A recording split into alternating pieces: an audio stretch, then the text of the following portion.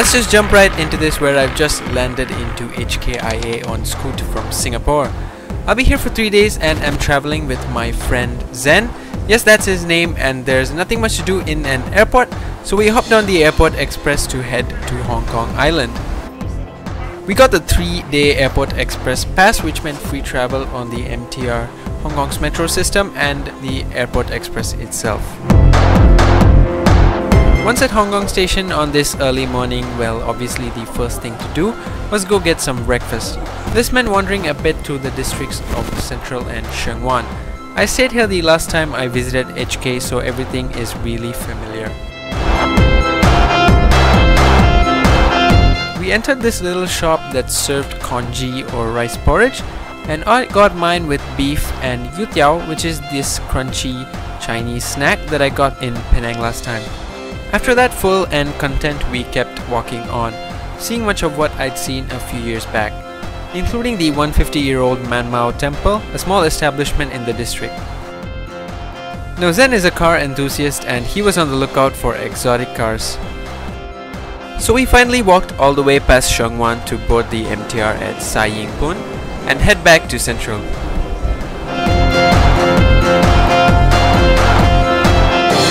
At Central, we walked over to the International Finance Center, or IFC, which is the second tallest building in HK. Also to have a look at the IFC Mall. Although everything is too expensive for us to buy anything really, here is where Hong Kong's first Apple store is as well. We were on the move once again to head back to Central Station and board the MTR to Lok Fu Station in Central Kowloon. This was primarily because Zen had some car-related stuff to do, and I tagged along to have a look at the Kowloon City Walled Park along the way. The park isn't that big, but for me it's hard to believe that this is Hong Kong after being used to the crowded streets that one usually sees. I mean, it was really quiet and calm here.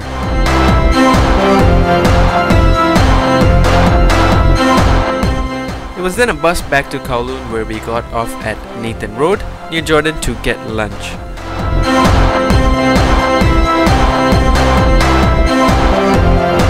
Now, this place is one of the most famous places to eat here, and other people are aware as well because the queue doesn't stop until the next street. So we decided to settle for a less crowded outlet of Max Noodle, which is also sort of famous. And the thing to get here is wonton noodles, and I devoured the stuff on my plate because it was delicious.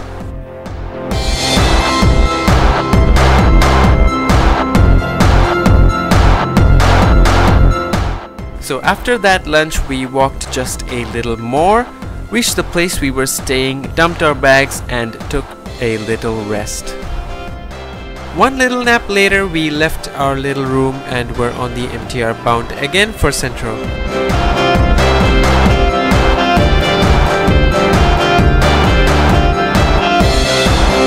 We were at the bus depot waiting to take bus 15, which would drop us all the way on top of Victoria Peak.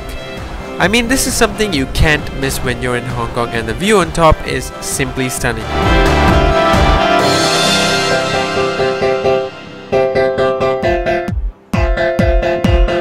And I still think the nighttime view is better.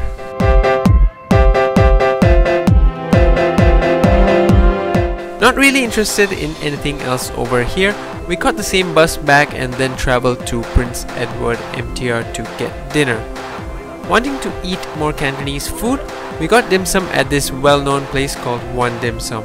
There was a little wait of around 20 to 30 minutes, but the food was really worth it. I got fried char siu dumplings and char siu pao, both being pork-based dishes. As with lunch, dinner too was amazingly good.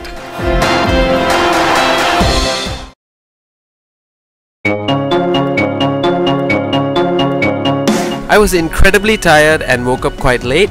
And when Zen, he does that to troll me by the way, came back from more car related stuff, we headed out in the afternoon.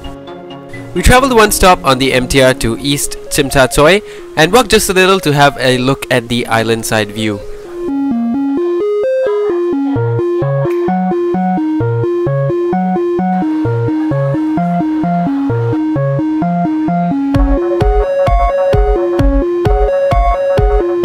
And also can't forget the old Kowloon railway station clock tower. It's an iconic sight to see.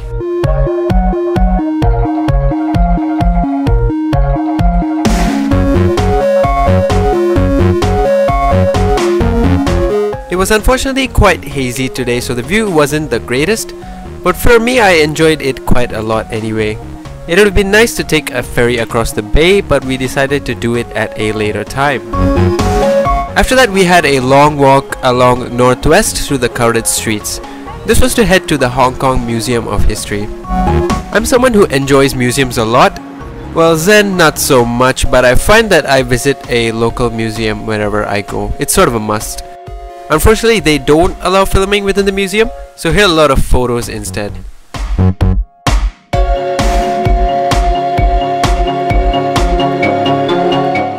Most of the exhibits were really interesting. I especially liked the ones from the 1800s onwards, showing colonial occupation. About this time, it was just touching 4 PM and lunch was well overdue. We already had a place in mind quite nearby, so it was just another walk towards Tsim Sha Tsui, where we struggled a little to find our tiny little place, which was Sun Ki Noodle. And they're famous for their cheese noodle, where the entire base is a creamy cheese sauce, and mine came with pork strips in it. It was lovely on this cold afternoon, and I wish I could go back and have another bowl, honestly. We are MTR hopping once again to go to Mongkok. The trains are severely overcrowded at this peak hour. Now, the streets of Mongkok are a lively place, and there's a lot of stuff to look at and buy.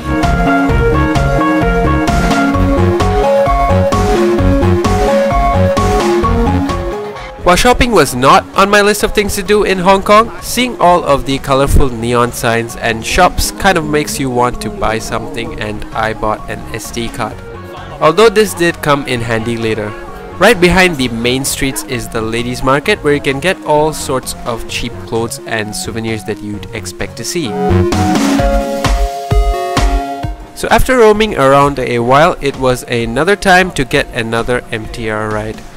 Okay, the MTR is probably my favorite public transport system. It is well organized and convenient as compared to other metro systems such as the SMRT or Delhi Metro. Well, this was just my opinion though. The purpose of this MTR ride was to catch the Symphony of Lights, which is another Hong Kong icon which you can't really miss. The Symphony of Lights takes place at the same spot that we viewed the bay from. Along the way was the Peninsula Hotel, which is sort of a landmark. Wish I was staying there instead of at our cramped room.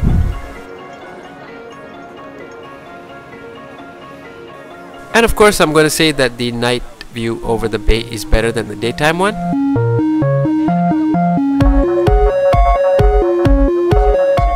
Okay, the show itself isn't that impressive. I mean, it's quite hard to differentiate the normal skyline from the one with the Symphony of Lights. The only difference being a few laser lights really. It's more so sort of something you say you've done in Hong Kong rather than a proper attraction in itself. So they have this new thing called the Hong Kong Pulse 3D show at the same place. The show takes place right after the Symphony of Lights, but I didn't really find it interesting and left early. Okay, let's get dinner. It was Zen's turn to pick, and the place he had in mind was just a short walk away.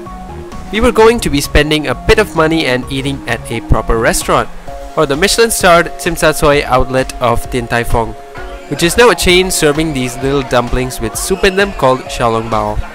It wasn't too crowded at this time, even though it was Sunday evening. I can't remember the last time I had something so amazingly good as the xiaolong bao. It's just so juicy and delicious, and the meat inside, I cannot. Time skip! Back at our hotel area, we got some stuff at a bakery, and I got an egg tart which was also great. The food in Hong Kong really cannot let you down. I mean, you can try, but it cannot. And with that, another day had ended at HK.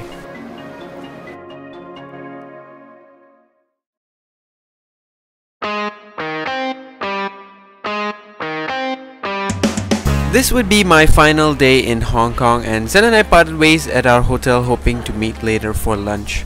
My plan for today was to initially hit the campus of the University of Hong Kong. Getting there was just a quick 20-minute MTR ride for me. HKU is one of the most prestigious universities in the world, and I just decided to explore it a little. The campus is situated on Hong Kong Island and is quite big.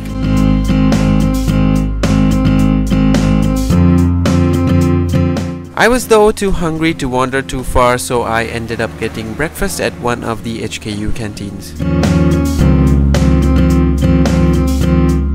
This was a reading week on the campus, so there were no classes going on and the whole environment felt quite empty. But it felt nice seeing something other than just the mainstream attractions that people usually go for in HK.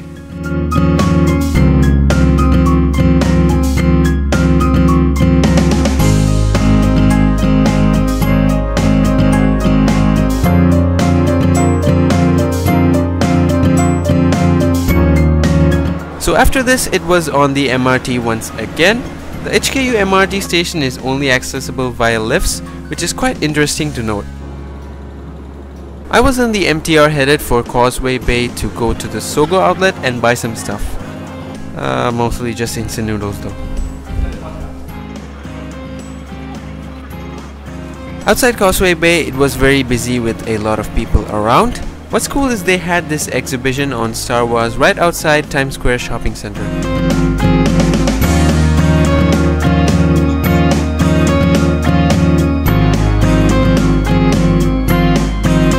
After walking around a bit more, I hopped on the MTR and traveled a few stops to get off at Wan Chai and walked all the way to the Golden Behunia Square where the ceremonies for the establishment of the Hong Kong SAR were held.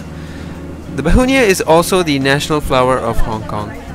It's a really touristy area with people trying to take photos next to the statue, so I headed further down and took a seat with a view over Victoria Bay, looking out towards the Kowloon side. Well, that part of the island looks quite plain compared to the side I'm on. I then caught the MTR one stop to rendezvous with Zen at the IFC Mall.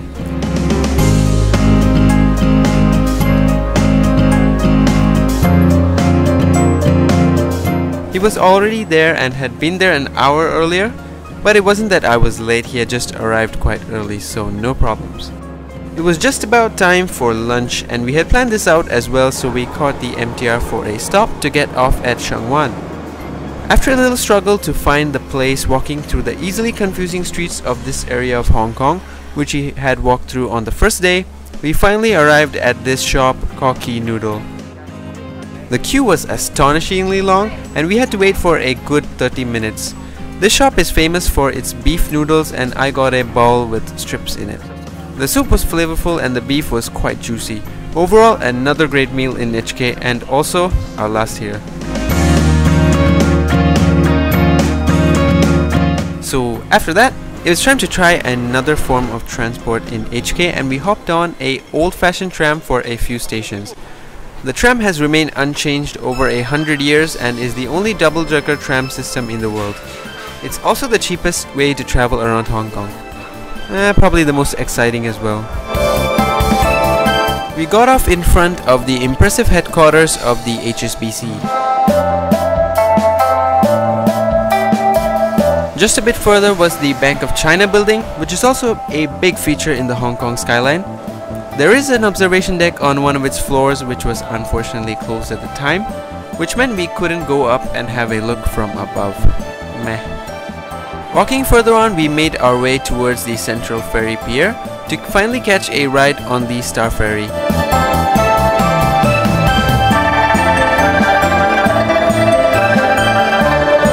Along the way was the IFC Tower once again, and we passed the Apple store we had visited the other day. The Star Ferry cost 2 Hong Kong dollars for the ride across to the Kowloon side. This is also another iconic form of transportation in Hong Kong, and the views on the ferry are simply amazing.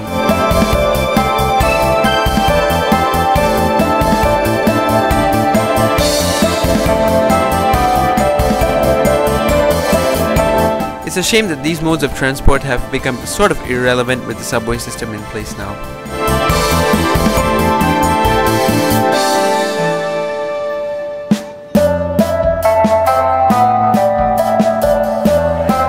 And with that, it was over. Time to go back to the airport and catch our flight to Singapore. We had a little trouble finding our way back to the airport because we were trying to maximize our 3-day express pass. But anyway, it was a splendid little 3 days in Hong Kong. My only gripe would be that the temperature was insanely cold and I was shivering most of the time. Okay, it wasn't that bad, but it would have been better if it was just a bit warmer, I guess. I certainly miss the food now, a month later, but there's always a chance to go back sometime in the future. Till then, thanks for watching.